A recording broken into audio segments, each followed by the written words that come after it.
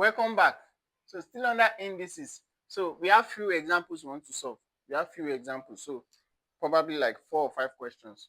So but we'll be solving it one after the other. We'll be solving this one after the other. So still under indices. Example now. Question 1 says simplify 1 over 3 raised to the power of 5n times 9 raised to the power of n minus 1 times 27 raised to the power of n plus 1. So how do you solve this kind of indices question? They are very, very simple. So if you are writing JAMB, you are writing WAEC, you are writing any external exam, and you see this kind of question, how do you solve it?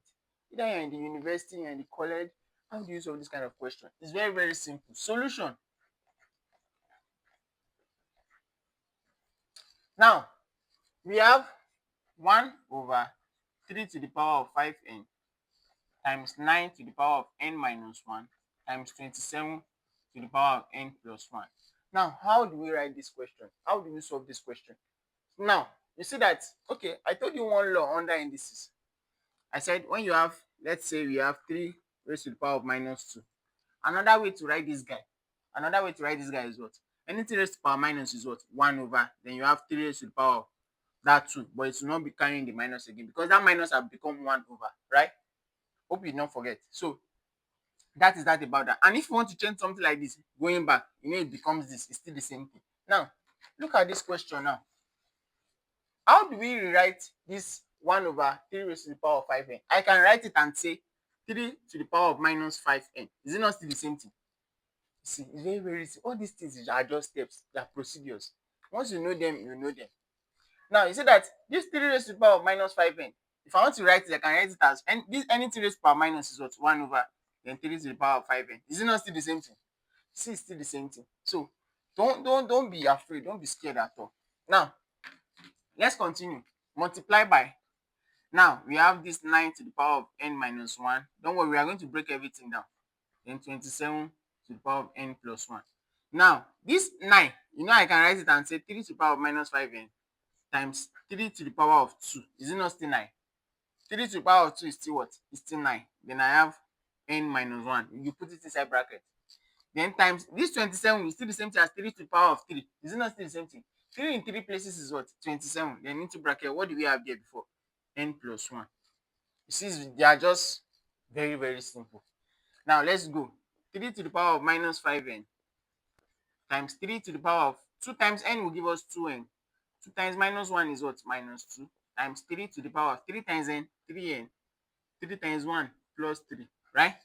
Now, you see that when they are all having the same base, when they are all having the same base, what do? You pick one base. And if it's multiplication, what do you do to their power? You add. So now we are picking one base. Now we pick one of the base, which is 3. Then minus 5n. Now is multiplication. What do you do to the power? You add. That will be plus 2n minus 2, right? Let's put it inside bracket. I know why I'm putting it inside bracket, because if it was division, if it is minus and you fail to put it inside bracket, the minus will only affect the first thing. It will not affect everything inside the bracket. That's why I'm doing it this way. So let's just put it inside bracket. We know it's still going to give us the same answer, but just in case your own was division, and that will be minus 5n. If it is division, you subtract minus. If you don't put this one inside bracket, the minus will only affect the 2n. It will not affect this one, and which is wrong. So that's why we are doing it like that. Then plus into bracket 3n plus 3. Now what do we do? Let's open the bracket. That will be 3 to the power of minus 5n plus 2n minus 2 plus 3n plus 3. So what do we do? Let's collect like terms. Right? That will be 3 into bracket minus 5n plus 2n plus 3n minus 5n plus 2n plus 3n. And here is minus 2 plus 3. Minus 2 plus 3. Minus 5n plus 2n is what? Minus 3n. Minus 3n plus 3n is what? 0, right? So what are we left with? Minus 2 plus 3 is what? That's what? 1. Let me come again. Let me explain it again. Minus 5n plus 2n is what? Minus 3n. Minus 3n plus 3n is what? 0. So all this cancels out already. So what are we left with? Minus 2 plus 3. Minus 2 plus 3 is what? 1. So 3 raised to power 1, what will be our answer? Our answer will be what? 3. And that's all on that. You see, it's very, very simple. Don't go anywhere. Watch the next video. We are still solving more examples. Thank you.